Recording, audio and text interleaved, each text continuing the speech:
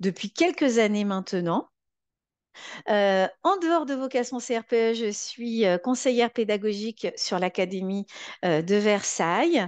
Et bien évidemment, et c'est la raison pour laquelle je suis là ce soir, ça fait pas mal d'années que je suis jury de concours, jury du CRPE. Donc, quand même, je pense être de bons conseils. Donc, n'hésitez pas pendant ce live à poser des questions. J'essaierai d'y répondre en sachant qu'il y a une chose très importante. D'ailleurs, on fait régulièrement des lives là-dessus. C'est très, très important, chers futurs candidats, de prendre connaissance des rapports de jury de vos académies respectives. Donc, si vous n'avez pas encore eu la curiosité de le faire, ou peut-être même que vous n'étiez pas du tout au courant que ça existait, vous tapez rapport de jury, Académie de Poitiers, par exemple, pour Benjamin, et vous aurez une foule d'informations sur comment se sont passés les concours des années précédentes, les conseils qu'ont donnés les jurys aux candidats. En fait, c'est les rapports de jury, c'est quelque chose qu'on rédige à la fin du concours, à la fin du concours, des épreuves écrites et à la fin des épreuves orales. On nous demande un certain nombre de questions auxquelles on doit répondre et ensuite ils en font une synthèse qu'ils publient à votre attention. Et donc, ça vous permet vraiment de comprendre certains attendus qui peuvent être parfois un peu spécifiques selon les académies. Donc voilà, un premier conseil. Alors, le thème de ce soir, c'est un thème que j'ai proposé, qu'on a déjà proposé par le passé, mais je l'ai fait évoluer parce qu'on essaye quand même de vous proposer des cours qui évoluent chaque fois qu'on vous en propose un. C'est un peu mystérieux. CRPE s'y présentait comme un enseignant du 21e siècle. Pourquoi je vous propose cela? Parce que je pense vraiment que c'est important pour deux choses. Un, si vous êtes un enseignant dès l'année prochaine parce que vous passez le concours, et je vous le souhaite, s'il vous plaît, ne soyez pas un enseignant comme vous avez vu quand vous étiez enfant vous-même. Vous allez le voir aujourd'hui, il y a des attendus, des évolutions du fait de plein d'éléments et notamment des recherches par exemple en sciences cognitives qui nous permettent de mieux comprendre les apprentissages, comment fonctionne le cerveau, par exemple. Et il est important de connaître tous ces éléments-là et de se mettre au courant pour être un meilleur enseignant. Et également, bah, pour le concours, il est important, surtout pour certaines académies, de vous démarquer à l'écrit et de vous démarquer à l'oral. Vous allez être en confrontation avec plein d'autres personnes qui ont passé le concours, qui se sont préparées également. Et ce qui va vous permettre de vous démarquer, alors on est combien ce soir? 29 pour l'instant. Donc si on n'est pas trop nombreux, c'est bien pour vous parce que vous allez être peu nombreux à avoir ces informations-là et à pouvoir peut-être les ressortir à certains moments clés de vos copies ou à l'oral. Et donc, vraiment de marquer des points dans la tête du jury parce qu'ils vont se dire, ah oui, quand même, elle s'est pas juste ou il s'est pas juste préparé aux épreuves de français, de maths, etc.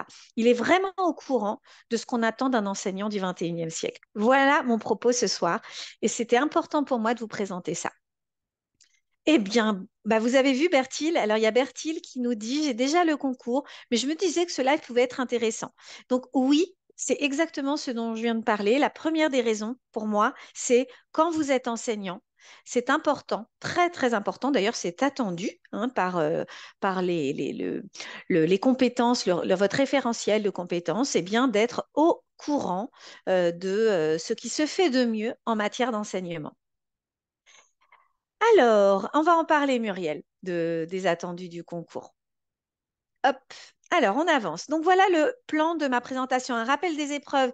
Et il y en a certains, je le vois, qui sont pas encore vraiment lancés, donc on va pas y passer 3 heures, mais ça va pas vous faire de mal. Et ensuite, voilà, de quoi on parle quand on dit qu'on est ou qu'on veut être professeur des écoles. et quelques pistes pour être au plus près de l'actualité éducative. C'est très important. D'ailleurs, chez Vocation CRPE, on fait depuis quelque temps une newsletter et cette newsletter permet aux personnes qui sont chez nous d'être au courant justement de petites pépites qu'on trouve sur Internet, sur les sites. Alors bien sûr, on fait attention à ce qu'on propose, hein, à ce qu'on partage sur des sites qui sont recommandés.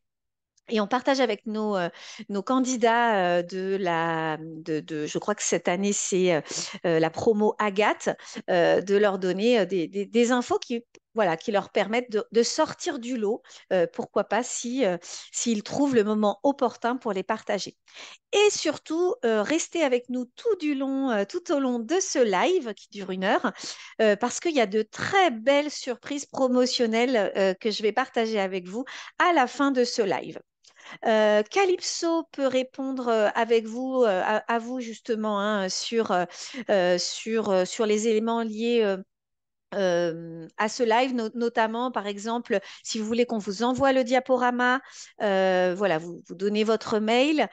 Si vous voulez qu'on vous contacte pour vous donner plus d'informations personnelles, voilà, vous n'hésitez pas, Calypso reprendra contact avec vous, ou en tout cas relaiera les informations. On y va, on avance. Euh, on avance. Alors, le rappel des épreuves tout d'abord. Tiens, petit interro. Il y a combien d'épreuves au CRPE? Au CRPE externe, simple, hein, normal, parce que c'est vrai que maintenant, il y a des nouveaux CRPE, notamment par rapport aux contractuels, par exemple, sur certaines académies. Combien y a-t-il de? Alors, on nous dit 6, c'est-à-dire 3 écrites, nous dit Jonathan.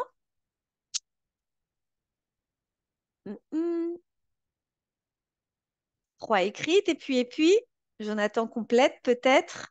3 écrites, 3 orales. Est-ce que c'est votre dernier mot? Tout le monde est d'accord avec Benjamin et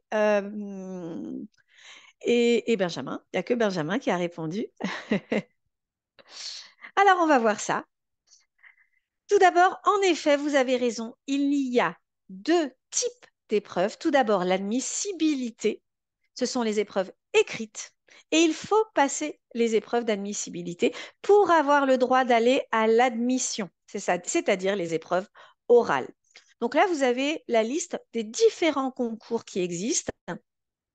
Si vous tapez devenir enseignant CRPE, vous allez tomber sur la page .gouv qui vous donne justement les accès en fonction des diplômes et en fonction, voilà, par exemple, si vous avez 3 enfants, si vous êtes, y a des concours vous pouvez passer le concours en ayant 5 ans d'ancienneté dans le privé, par exemple. Enfin, il y a vraiment un certain nombre d'éléments que vous pouvez retrouver très facilement en tapant devenir enseignant crpe.gouv. Voilà.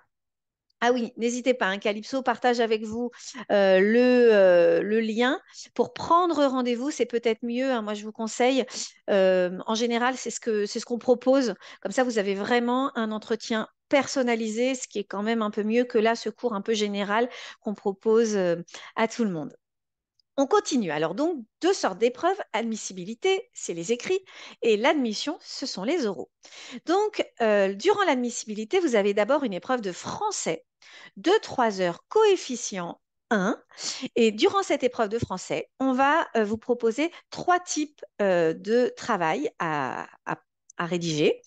Une première partie qui est autour de tout ce qui est étude de la langue, pour vraiment vérifier votre connaissance sur la langue, la grammaire, l'orthographe. Et là, on est vraiment sur des questions très précises. Une partie liée au lexique et à la compréhension lexicale, et une partie consacrée à la réflexion sur un texte. Parce qu'en fait, au final, pendant cette épreuve, on vous donne un texte. Alors, il y a toutes sortes de textes, hein. Des textes romans, issus de romans, des essais, pourquoi pas de la poésie, voire même des pièces de théâtre. Et c'est à partir de ce texte qu'on vous donne des questions de grammaire, de syntaxe, d'étude de la langue et de lexique. D'ailleurs, petit conseil, faites-les dans cet ordre-là, parce que de bien comprendre, d'être rentré dans le texte à fond pour ces questions qui ont l'air un petit peu pas très agréables à faire, eh bien, ça vous aura vraiment mis dans le texte et vous serez plus à même de répondre à la dernière question qui est donc une question plus générale. On vous demande de faire un développement. Alors attention, c'est pas une dissertation parce que vous avez que 3 heures pour répondre à tout ça, mais on vous donne une question autour de ce texte et on vous demande d'y répondre sous forme d'un développement. Donc, si possible, c'est même mieux, une intro, un développement et une conclusion. Voilà. Voilà. Donc ça, c'est le français. Ensuite, on a les mathématiques qui sont de 3 heures également, qui vont durer 3 heures également, coefficients également. Et là encore, 3 exercices indépendants. Et là, on va vous donner uniquement des questions pour vérifier vos connaissances mathématiques sur les nombres, sur les calculs, sur la géométrie, voilà, sur tout un tas d'éléments.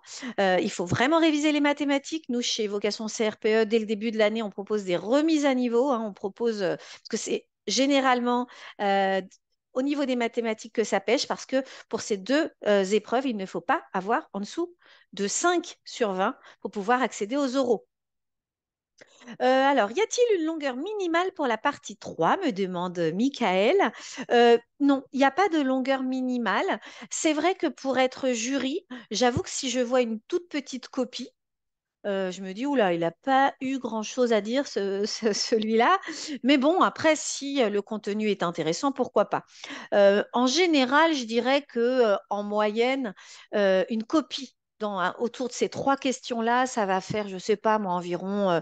Parce que nous, on nous scanne. En fait, on corrige sur un outil numérique. Donc, je n'ai pas les copies dans les mains. Je dirais qu'il y a environ peut-être 2 copies doubles à peu près, ou un peu moins en français. Voilà, parce que je corrige le français, je corrige pas les mathématiques. Voilà. Le niveau en français et en mathématiques, attention, hein, c'est vraiment niveau fin de troisième seconde. Donc, il faut vraiment réviser intensément. On demande vraiment, et c'est normal, un bon niveau de la part de futurs enseignants qui vont derrière utiliser le français et les mathématiques pour enseigner à leur tour. Ah oui, Calypso vous parle de notre chaîne YouTube. Je vous conseille vraiment d'aller y jeter un coup d'œil parce qu'il y a de nombreux anciens cours comme aujourd'hui. Il y en a de toutes sortes sur plein de sujets différents et pas fait uniquement par moi. Comme ça, si moi, ça ne vous convient pas, il n'y a pas que moi. Il y a Elsa qui fait des cours, il y a Alexandre, on a qui d'autre encore? Enfin, voilà, on est plusieurs professeurs à vous proposer ces cours gratuits. La troisième épreuve écrite, on appelle ça, elle est nouvelle par rapport au concours, c'est l'épreuve d'application, qui est aussi de 3 heures coefficient 1.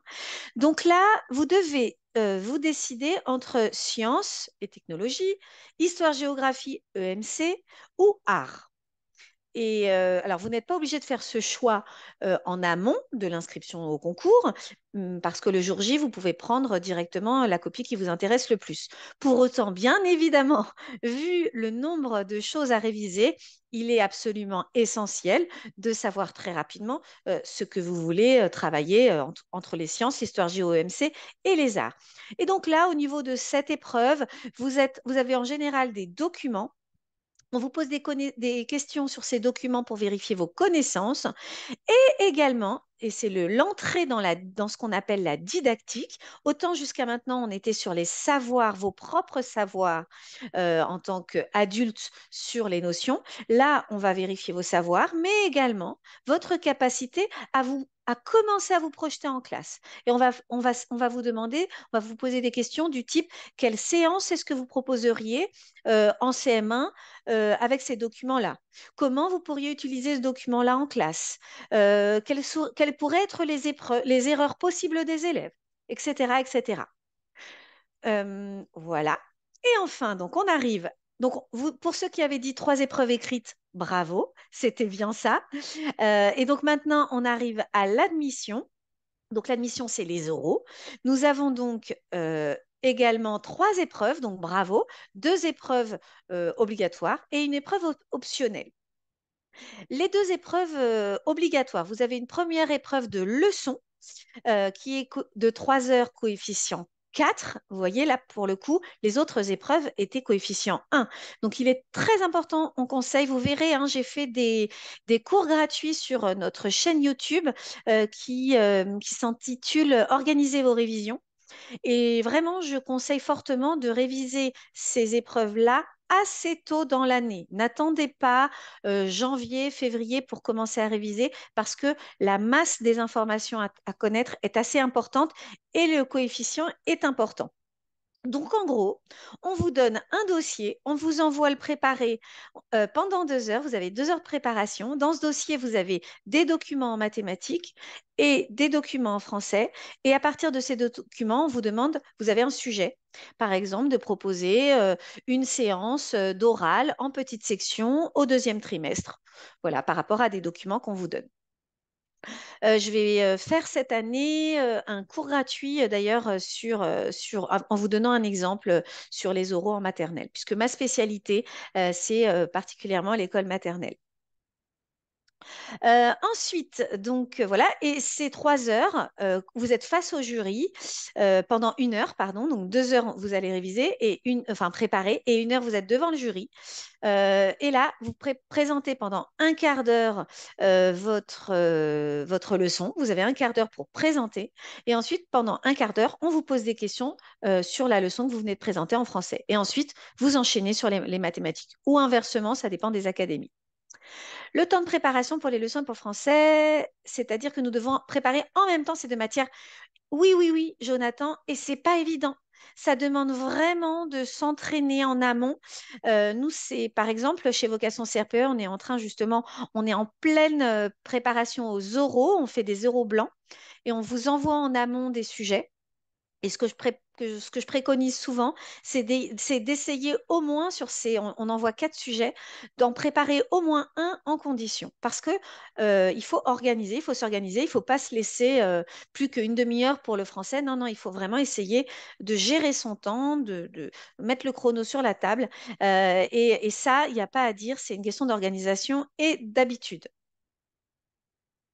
Sabrina me demande, allez-vous aller plus loin que la description du concours? Non, non, non, non, non. Non, Sabrina, bien sûr, je vais aller plus loin. Mais il y a certaines personnes qui ne connaissent pas. Donc, franchement, comme c'est des cours gratuits, c'est très important pour nous systématiquement de faire un rappel des épreuves pour nous permettre de faire comprendre le pourquoi du comment de la suite du cours. Mais vous avez raison d'être exigeante, Sabrina. Notre accompagnement, voilà, sachez-le, on donne des cours sur, sur tous ces éléments, bien évidemment. Vous avez accès à des cours en replay, vous avez accès à des cours en live toutes les semaines pour le français, pour les maths, pour les preuves d'application, pour les oraux. Voilà, un certain nombre de choses.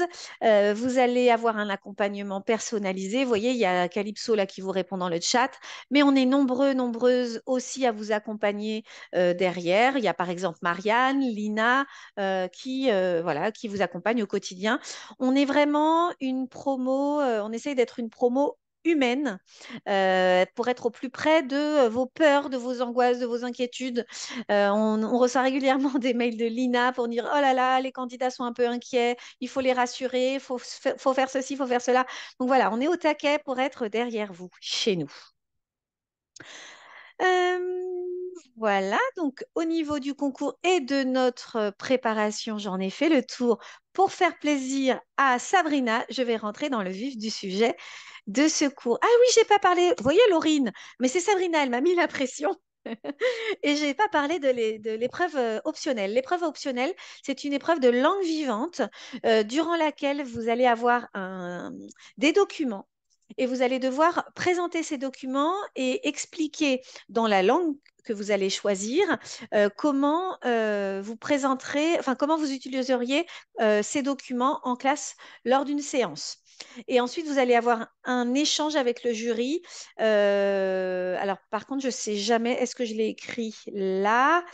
Une présentation, voilà, je reviens. Une présentation du candidat ainsi qu'une présentation d'un document didactique ou pédagogique dans la langue retenue. Voilà. Vous avez un échange de... non, non. Regardez, toutes les langues murielles ne sont pas acceptées. Allemand, anglais, espagnol et italien. Et on doit s'y inscrire, on doit s'inscrire à tout en avance, bien évidemment, dès le moment, en fait, on s'inscrit sur Cyclades et on doit en effet cocher à l'avance. Franchement, il n'y a que les points au-dessus de la moyenne qui comptent. Donc moi, je vous invite à vous inscrire aux langues vivantes, à l'épreuve optionnelle. Alors bien évidemment, sauf si votre niveau est proche du néant, n'allez pas vous perdre du temps, ni faire preuve du temps, perdre du temps au jury qui va vous recevoir. Mais si vous vous dites, allez, quand même, ça va, l'anglais, allez, je vais m'y remettre un petit peu ou une autre langue, bah allez-y, inscrivez-vous. Vous ne pouvez pas perdre de points. Tout à fait. On ne peut que gagner des points. Ah bah Laurine, franchement, vous allez vraiment gagner des points de dingue, je pense. Allez-y, inscrivez-vous et choisissez l'espagnol, bien évidemment. Allez, hop. Alors, pour vous, qu'est-ce qu'un enseignant du 21e siècle? Dites-moi, c'est un petit brainstorming, je veux vous lire, je veux savoir ce que vous imaginez. Vous vous dites, moi, à la rentrée, je suis enseignante, enseignant. Qu'est-ce qu'on attend de moi? J'en ai déjà dit un petit peu des choses. Démarche actionnelle. Alors, vous nous en dites plus, Benjamin, vous nous mettez l'eau à la bouche. Expliquez-nous ce que vous dites, vous voulez dire par là. À l'écoute de ses élèves et des enfants, oui, en effet, il faut être à leur écoute. Mais est-ce que ça, c'est nouveau? Est-ce que depuis toujours, on n'essaye pas, quand on est enseignant, d'être à l'écoute? Essayez de trouver des choses un petit peu nouvelles. Alors, un accompagnement au quotidien dans l'apprentissage et l'évolution de l'enfant. Alors oui, c'est vrai, hein, par rapport à avant, on va dire qu'on n'est plus dans quelque chose de transmissif avec les élèves en randonnion, le maître qui fait son cours et qui s'occupe pas de ce qui se passe dans sa classe. Ça, c'est sûr, on doit les accompagner au quotidien et on doit s'adapter aux enfants, à la diversité du public qu'on a en face de soi, puisque maintenant, voilà, c'est l'école inclusive, on peut avoir des élèves en situation de handicap et on doit en tenir compte. Benjamin nous explique la démarche actionnelle. Il faut une tâche finale, un point de départ du scénario pédagogique. Très intéressant. Muriel, un enseignant qui est pédagogue et innovant. Oui, je suis d'accord pour l'innovation. Attention, d'ailleurs, je crois que j'ai peut-être un petit bouquin là-dessus. Non, j'avais un petit. Oui, je crois. Voilà. Vous voyez, je ne sais pas si vous connaissez ces petits livres. Hop, voilà. Mythes et réalité. Voilà, j'en ai un qui s'appelle Les neurosciences en éducation. L'autre, c'est Enseigner, ça s'apprend. Je n'ai pas d'action, je ne les ai pas écrits. Mais vraiment, je vous les conseille. Il y en a un autre, Apprendre en jouant. Je m'en suis beaucoup servi dernièrement. Et il y en a un autre sur l'innovation en éducation. Ce qui explique que oui, il faut être innovant, mais ce n'est pas de l'innovation pour l'innovation. Voilà, il faut faire quand même attention à ce qu'on propose. On ne propose pas n'importe quoi et on prend connaissance sur les bons sites, les sites institutionnels ou les sites des académies et pas sur maîtresse zouzou du 94.com. Alors, ensuite, suivre les nouvelles pédagogies, tout à fait Sabrina, former des citoyens. Oui, c'est vrai qu'on insiste beaucoup sur la notion de citoyen. Il y a énormément de formations à destination des enseignants, bien sûr, sur la laïcité, par exemple. Donc, il est clair que, euh, d'ailleurs, Alexandre Lebrun, qui est professeur chez Vocation CRPE, qui s'occupe de l'EMC, de l'épreuve d'application, me disait dernièrement que ça faisait longtemps que, depuis le début, il y a plutôt eu, sur l'épreuve d'application de l'histoire et de la géo, ils se demandent quand même si l'EMC ne va pas tomber à un moment. Voilà, voilà. Alors, je regarde, est-ce qu'il y a eu d'autres réponses? Non, bah, on va avancer alors. Donc, dites-vous une chose aussi, avant que j'avance. Ces éléments-là, ils peuvent vous servir aux écrits. Vous pourriez tout à fait, par exemple, mettre une phrase dans votre introduction en français ou dans votre conclusion en français, dans l'épreuve d'application, pourquoi pas, comme on attend de nous en tant qu'enseignants du 21e siècle. Donc voilà, n'hésitez pas à vous servir de ce cours, comme je vous le disais depuis le début, pour vous démarquer du lot. Et s'il y a quelque chose qui vous tilte bien, vous le notez. vous essayez de l'apprendre et ça peut être des bonnes intros, des bonnes conclus, même sur les oraux notamment, pour votre leçon, sur les enjeux, sur, par exemple, oui, parce que je viens de remarquer quand même que je ne vous ai pas parlé de l'épreuve 2 d'admission. Je suis embarquée dans mon sujet où vous devez, la deuxième épreuve d'admission à l'oral, on va vous poser des questions sur l'EPS et sur vos connaissances du métier. Donc là, clairement, le cours d'aujourd'hui peut tout à fait être une opportunité pour vous démarquer, mais également sur la motivation, sur votre motivation. Donc vraiment, clairement, hein, ce cours peut tout à fait être l'objet d'une introduction ou d'une conclusion, ou même glisser lors d'une réponse au jury. Donc, pour construire ce cours, je me suis basée sur quelque chose de très simple que j'espère vous allez lire avant de passer le concours. Et si vous ne l'avez pas encore lu, lisez-les. C'est très important. C'est le référentiel de professeur des écoles. Le référentiel de compétences du professeur des écoles, c'est les compétences qu'on attend de vous en tant que futur professeur des écoles. Donc, c'est important d'en avoir une idée. Surtout pas de le connaître par cœur, rassurez-vous, mais en tout cas d'en avoir un peu une idée. C'est à partir de ça que j'ai créé quelques slides, en tout cas, de ce diaporama. Je regarde si j'ai d'autres messages. Ouais. Donc, l'enseignant, c'est un professionnel qui a 5 dimensions. Bien sûr, hein, la première, c'est un professionnel qui est acteur du service public de l'éducation. On est au service de l'éducation. On est voilà, un réel acteur du service public de l'éducation. Mais on est aussi un pédagogue éducateur au service de la réussite de tous les élèves. Et on en parlait tout à l'heure, hein, la diversité. Oh, Céline, vous tapez référentiel de professeur des écoles. Vous faites bien attention sur le site, mais a priori, vous pouvez le trouver sur Eduscol ou sur devenirenseignant.gouv. A priori, le référentiel, vous pouvez le trouver aussi à la suite d'un arrêté peut-être, mais vous tapez référentiel en mettant bien, en vérifiant bien que vous arrivez sur le site d'une académie. Ensuite, au service de la réussite de tous les élèves. Et ça, c'est par exemple un élément que vous pourriez dire si vous parlez de la différenciation dans une de vos propositions. Par exemple, durant l'épreuve d'application, quand on vous demande de proposer quelque chose à partir des documents, une utilisation en classe des documents, ou bien évidemment lors des oraux, vous pourriez tout à fait proposer une forme de différenciation en disant, parce que en lien avec le référentiel de compétences de professeurs des écoles, il est attendu de nous que nous proposions, que nous nous attachions à répondre à la diversité de tous les élèves et à la réussite de tous les élèves. Ceci implique de ma part, futur enseignant, de proposer des formes de différenciation pédagogique. Alors, ensuite, un professeur, c'est un acteur de la communauté éducative. Donc ça, c'est vraiment quelque chose que vous devez avoir en tête. C'est-à-dire que l'enseignant, il n'est pas tout seul dans sa classe. Alors oui, il est tout seul dans sa classe et encore que, on a de plus en plus d'AESH dans nos classes ou d'ATSEM, l'ATSEM en maternelle et les AESH pour aider les élèves en situation de handicap.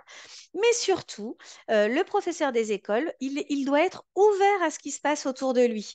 Alors il y a ses collègues, il y a le directeur, bien évidemment, mais un enseignant, eh bien, il est au courant de ce qui se passe dans la commune dans laquelle est son école. Il va se mettre en relation avec les parents d'élèves de manière régulière.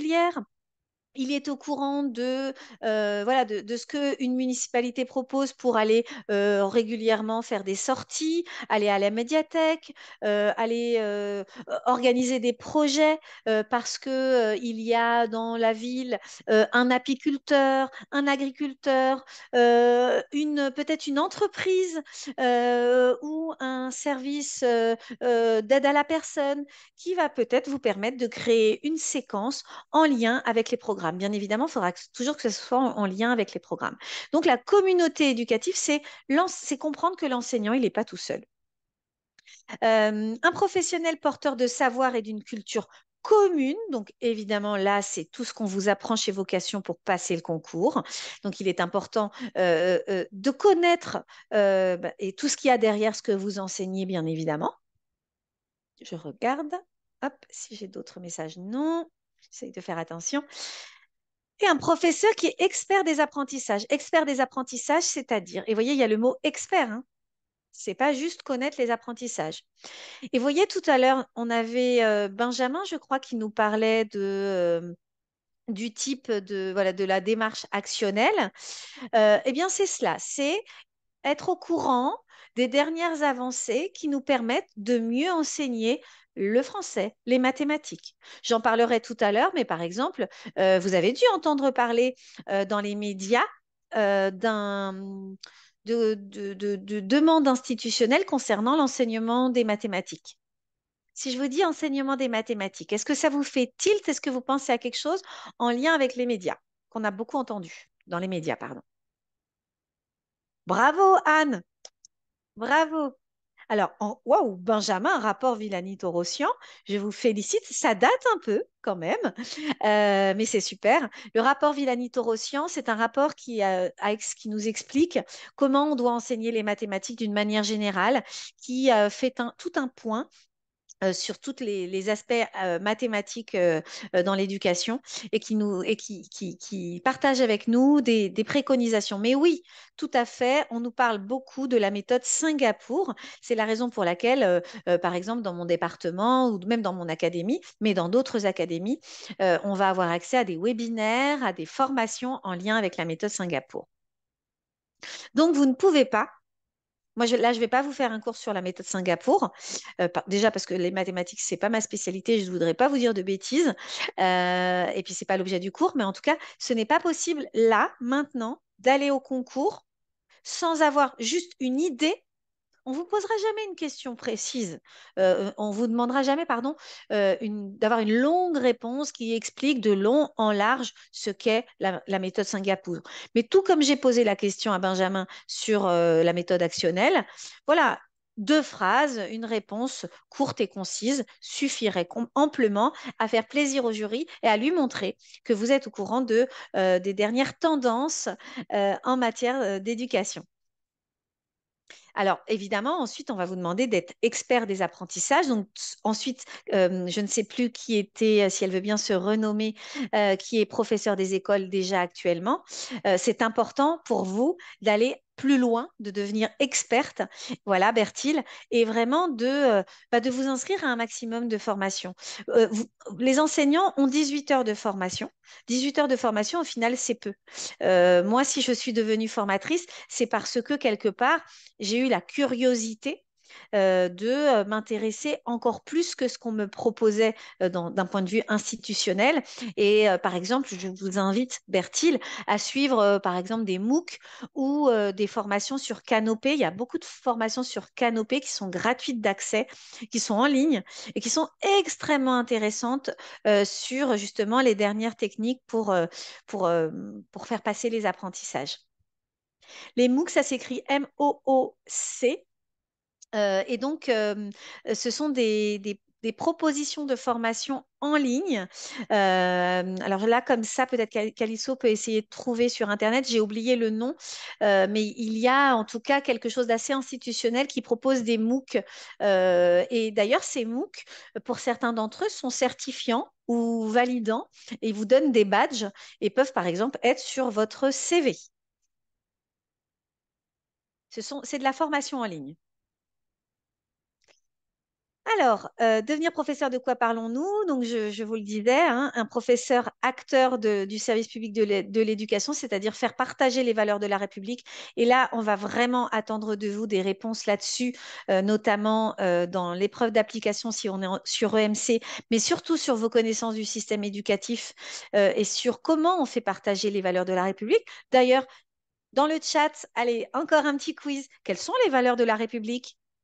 Alors sachez-le, hein, je fais régulièrement des quiz. Je ne sais plus quand est mon prochain quiz, mais et on fait gagner des choses d'ailleurs.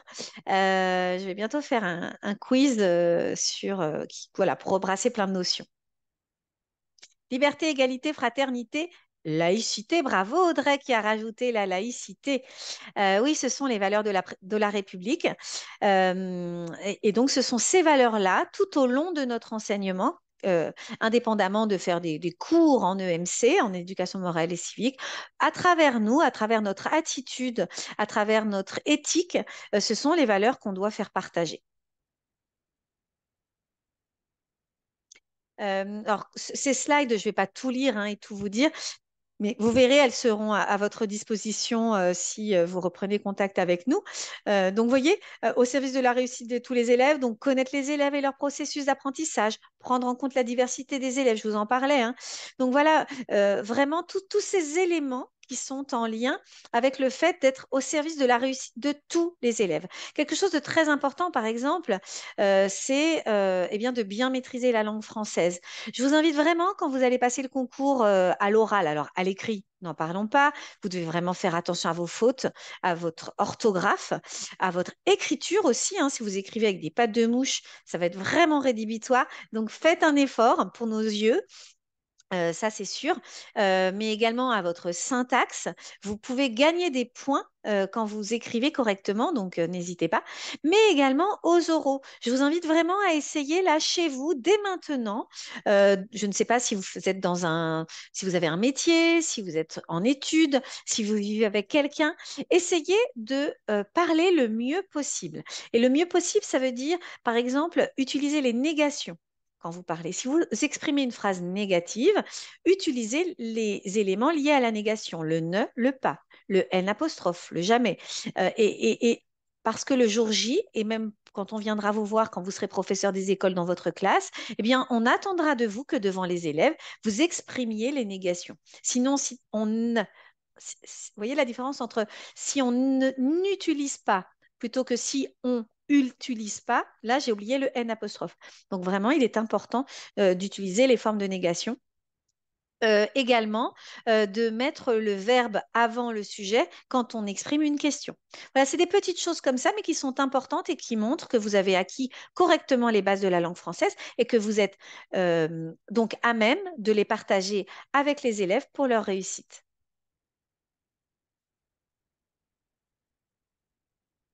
Ah oui, une chose importante aussi, intégrer les éléments de la culture numérique. Alors ça, euh, c'est très important. Essayez dans les écrits ou dans les oraux de proposer des éléments numériques. Nous, on essaye chez Vocation CRPE de partager avec vous des applications. Là, au mois de mai, je vais faire par exemple un cours de révision des oraux en maternelle et je vais partager avec les candidats une liste d'applications possibles qui peuvent être utilisées avec des tablettes en classe. Alors, bien évidemment, on dira toujours que nous proposerons cette application à un groupe d'élèves pour travailler en autonomie, par exemple, hein, sur le sens de l'écriture, parce qu'il y a des applications qui sont plutôt bien faites en maternelle, qui permettent de tracer des lettres avec le doigt et donc, elles sont intéressantes parce qu'elles proposent un feedback direct, un feedback automatique, c'est-à-dire que si l'élève se trompe de sens, ça bip, donc il a un retour sur l'erreur. Vous verrez tout à l'heure que ça fait partie, c'est une partie essentielle, le retour sur l'erreur de l'apprentissage. Donc voilà, je vous invite vraiment à proposer un élément numérique, que ce soit aux écrits, à l'épreuve d'application, que aux oraux, parce que vraiment, ça fait un plus. Ça montre que vous êtes au courant de ce qui se fait et de ce qui s'utilise. Donc il y a le TBI, bien sûr, hein, le tableau numérique, le TNI, mais pas que. Hein, il y a aussi des applications sur tablette qui peuvent être intéressantes ou un visualiseur. Je ne sais pas si vous savez ce que c'est un visualiseur. C'est très simple. Si vous mettez des élèves en groupe et qu'ils font, par exemple, de la manipulation avec du matériel mathématique, eh bien, c'est compliqué d'aller montrer ce qu'ils ont fait avec leur cube pour mettre, par exemple, euh, j'ai oublié le nom, pour décomposer un nombre, par exemple. Je vous demande de décomposer le nombre 118 avec le matériel. Euh, eh bien, avec un visualiseur, c'est un outil numérique qui permet de se promener au niveau des élèves comme une petite caméra et ce qu'on projette, enfin ce qu'on filme est projeté au tableau sur le TBI. Donc, c'est plutôt un outil assez simple et plutôt vraiment très bien pour partager aux autres ce qui est fait sur les tables. Donc voilà, pensez au numérique vraiment, ça sera un vrai plus un vrai plus. C'est sûr que quand on propose un usage du numérique à bon escient, attention, demandez-vous toujours ce que je propose là. Est-ce que je ne peux pas le faire avec une feuille? Et c'est tout aussi simple. C'est-à-dire faut, quand on utilise du numérique en classe, il faut vraiment qu'il y ait une plus-value du numérique et pas que ce soit un gadget. Donc, vous voyez, moi, le visualiseur, typiquement, c'est compliqué de bouger avec son matériel et le montrer aux autres. J'aurais pu aussi faire une photo, après tout, hein, mais c'est quand même plus simple avec un visualiseur. Acteurs de la communauté éducative, vous voyez, hein, c'est ce dont je vous parlais tout à l'heure, les partenaires de l'école, les parents d'élèves. C'est important également de s'engager dans une démarche individuelle et collective de développement professionnel. Donc ça, par exemple, c'est quelque chose qu'on visualise dans les oraux. Là, quand je prépare mes candidats là, de chez Vocation au niveau des oraux, j'essaye vraiment, je fais un peu la bad cop. Il y a le good cop, le gentil flic et le mauvais flic. En général, au concours, je suis toujours le gentil. Euh, mais le jour des préparations chez Vocation, j'essaye vraiment d'être un peu dur pour tester les candidats dans leurs limites. Et ce que je teste notamment, c'est vraiment de voir si le candidat s'engage dans une discussion avec moi, s'il comprend euh, ce vers quoi je veux l'entraîner et qu'il ne se mette pas dans une posture de justification du type oui mais si j'ai proposé ça en même temps c'est parce que etc etc. Non, moi là par ma question, dès qu'on vous pose une question, qu'on vous ouvre à quelque chose, ne le prenez pas comme quelque chose de négatif, prenez-le vraiment comme tiens le jury veut m'emmener vers quelque chose dont qu'il a en tête et je vais faire le maximum pour essayer d'y répondre et de prendre la main du jury et d'aller avec lui vers là où il veut m'emmener. N'hésitez pas d'ailleurs dans les oraux hein, à dire au jury, écoutez, je ne comprends pas tellement, je vois bien que vous voulez m'emmener quelque part, mais est-ce que vous pourriez clarifier votre question hein? N'hésitez pas ça, hein, à poser cette question, à oser dire que vous n'avez pas tout à fait compris. Il ne faut pas le dire 5 fois de suite, mais il faut oser le dire. Évidemment, j'en parlais tout à l'heure, là je ne vais pas plus développer, mais maîtriser les savoirs, ça c'est clair. Expert des apprentissages, ça c'est vraiment des éléments que vous retrouvez dans le référentiel et notamment dans l'évaluation des progrès. On n'évalue pas avec des fiches, avec des pièges. Il y a vraiment maintenant des façons d'évaluer, notamment en s'inspirant de l'évaluation de la maternelle. En maternelle, est-ce que vous pourriez me dire j'aime bien vous tester un petit peu. Je vois comme ça si vous dormez ou pas, si vous êtes connecté. Comment on évalue à l'école maternelle? Même si vous ne savez pas trop, essayez de. Il n'y a pas de réponse idiote, hein. Évaluation positive, avec des photos, tout à fait. Grille de compétences. Il y a un mot qui ne ressort pas. Évaluation bienveillante, tout à fait. Donc, je garde surtout pas les couleurs, Naïma, on va l'enlever, ça, les couleurs. On garde positive, on garde bienveillante. Mais comment on fait? Comment un enseignant, il fait pour évaluer tout le temps, toute la journée? On lui demande de tout le temps. Oui, bravo Marie, merci, j'ai le troisième mot que je voulais. Donc nous avons notre combo bienveillance positive et par l'observation. Et oui, bien sûr, après il y a les cahiers de suivi, etc. Là, on rentre un petit peu plus dans le contexte, mais inspirez-vous de ça. C'est-à-dire, pensez à exprimer, que ce soit à l'écrit pour l'épreuve d'application ou aux oraux, ou même si, pourquoi pas, le texte en français qu'on vous proposait parlait de la bienveillance, parlait de la société actuelle, etc.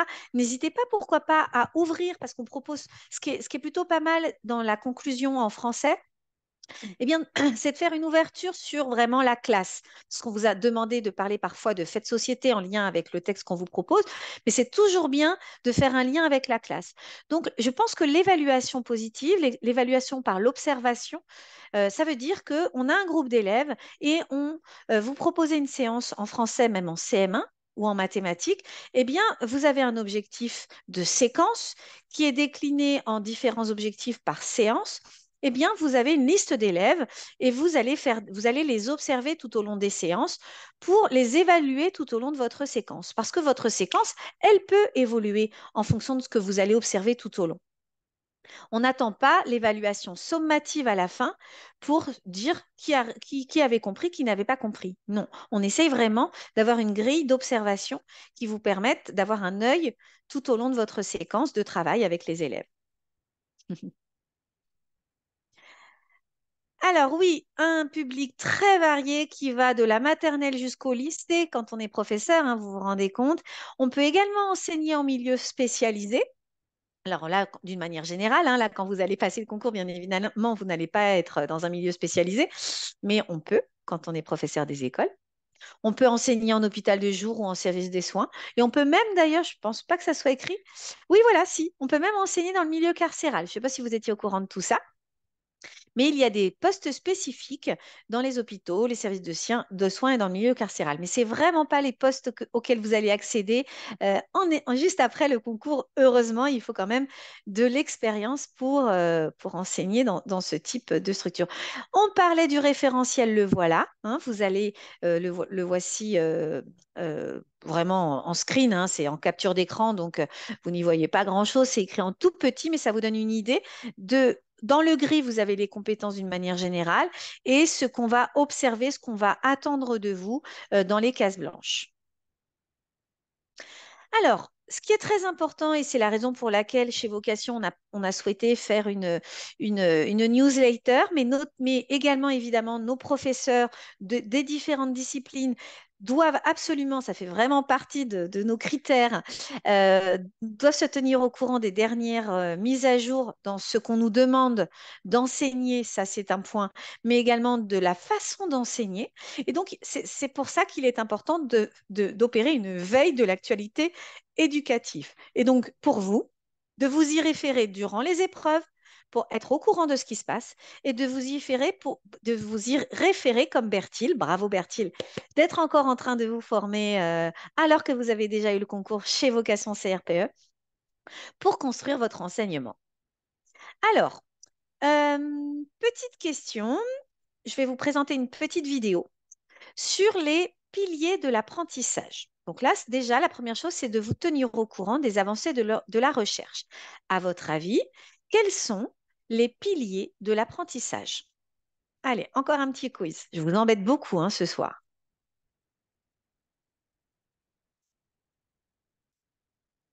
Allez, allez, quels sont les piliers? Sur quoi on se base? Qu'est-ce qu'a prouvé la science pour dire que comment on apprend, qu'est-ce qui est important? Dans les piliers, il n'y a pas la bienveillance, mais je prends quand même, bien sûr. Alors, oh là là, dites donc, on a Benjamin qui fait référence à Dehaene. Bravo, l'attention, l'engagement actif, le feedback et la mémorisation. On applaudit bien fort, Benjamin. C'est dommage qu'on ne puisse pas tous, là, de manière absolument illusoire, vous donner le CRPE, parce que là, bravo. On va regarder la petite vidéo. Dites-moi tout de suite si vous entendez le son. Elle est courte, hein, OK? Ça va vous donner un peu elle est très courte et elle est rigolote. C'est sous forme de dessin animé. C'est pour soutenir votre motivation. Oups,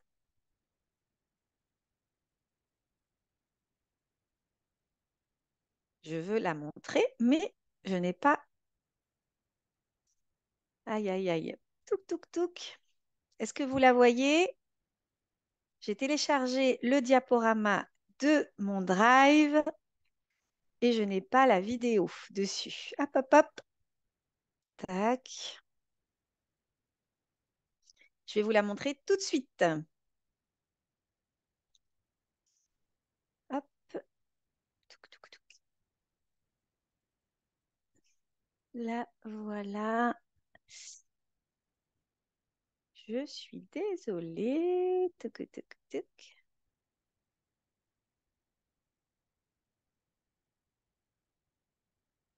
Bon.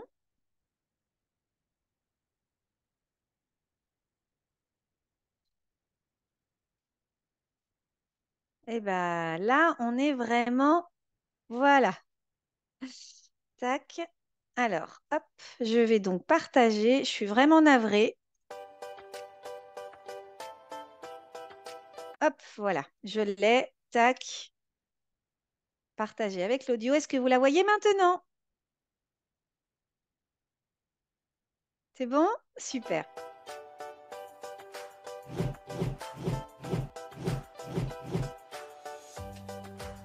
Quels sont les 4 piliers pour bien apprendre? Premier pilier, l'attention. À des moments clés, il faut être attentif, car l'attention, c'est une porte d'entrée pour mieux apprendre. Et comment fonctionne l'attention? Par exemple, lorsque tu regardes, tu n'es pas capable de tout voir. Ton attention fonctionne comme un projecteur. Il va aller d'élément en élément en rendant aveugle tout le reste. Il faut apprendre à le contrôler car il peut être distrait par des éléments extérieurs comme une mouche, un camarade qui t'appelle ou ton téléphone portable et même ton cerveau. Et L'attention, sachez-le, ça s'apprend. ça s'apprend, Un vraiment. premier conseil pour démarrer, choisir une cible pour ton attention. Deuxième pilier, l'engagement actif. Apprendre efficacement, c'est s'engager. C'est refuser d'être passif et attendre. Cela ne veut pas dire que ton corps doit bouger. C'est dans ta tête que tout cela se passe.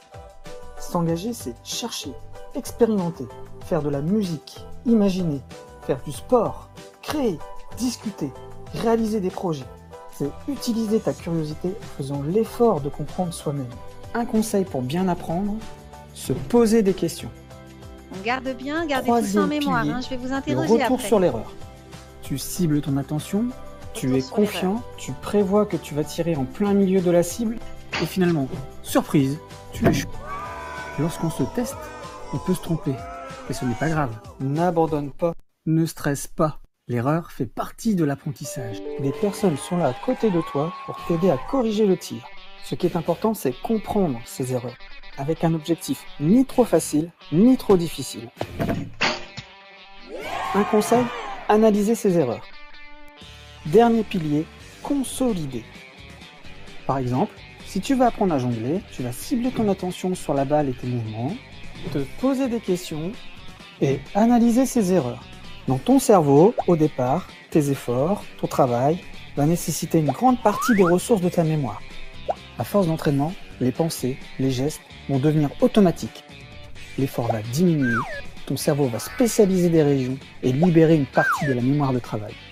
Ce qui te permettra par exemple de parler tout en jonglant. Trop facile. Pour terminer, 2 conseils très simples. Bien dormir, car le cerveau va consolider ce que tu as appris durant la journée pendant le sommeil. Prendre chaque matin un petit déjeuner équilibré pour donner de l'énergie à ton cerveau. Ah, pardon, on résume.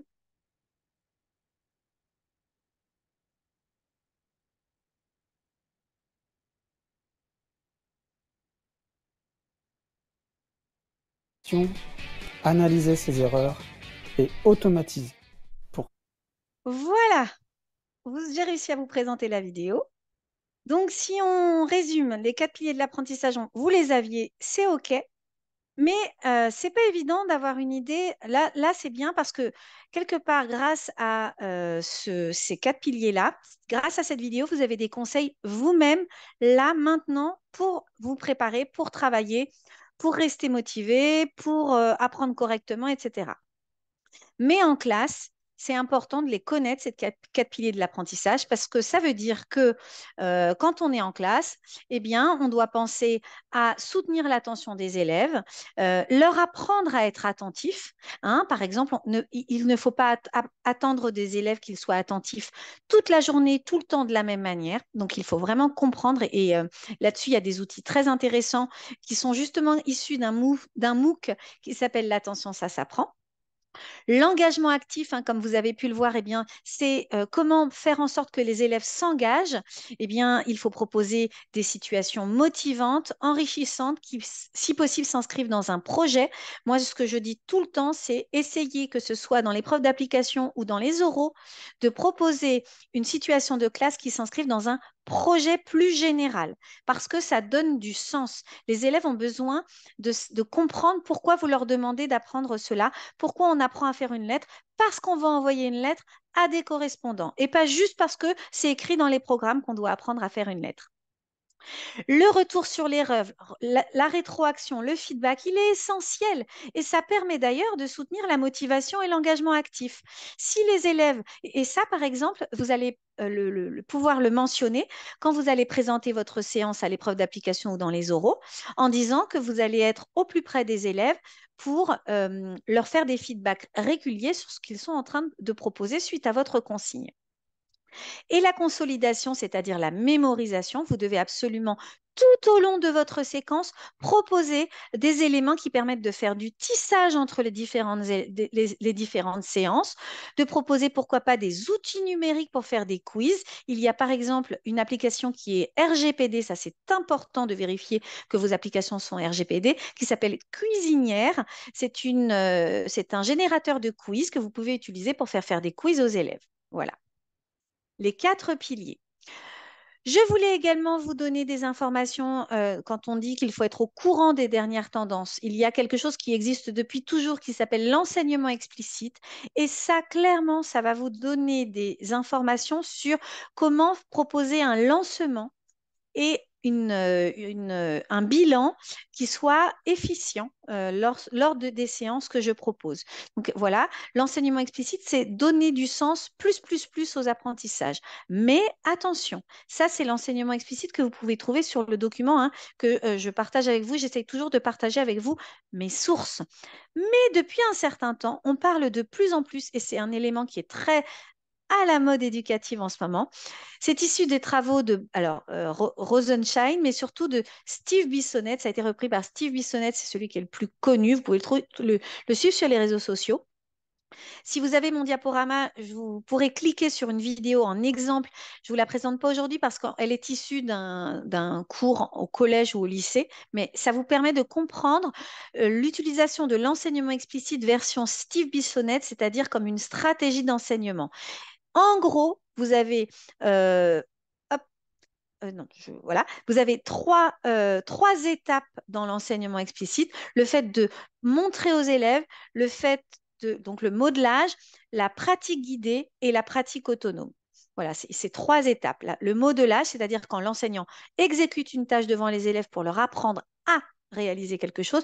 Ensuite, la pratique guidée, les élèves font en même temps que l'enseignant qui met des mots. Et enfin, pour que tout cela permette aux élèves d'être autonomes dans l'apprentissage. Attention, l'enseignement explicite version Steve Bissonnette n'est pas utilisable pour tout, mais il est plutôt remarqué en mathématiques notamment.